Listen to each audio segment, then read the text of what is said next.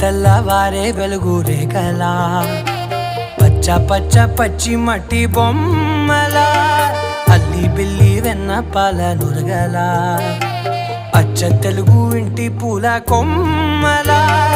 దేవదేవుడే పంపగా ఇలా దేవతే మా ఇంట అడుగే పెట్టెనంట బ్రహ్మ కళ్ళలో కాంతులే మా అమ్మలా మా కోసం మళ్ళీ లాలి పాడేనంట.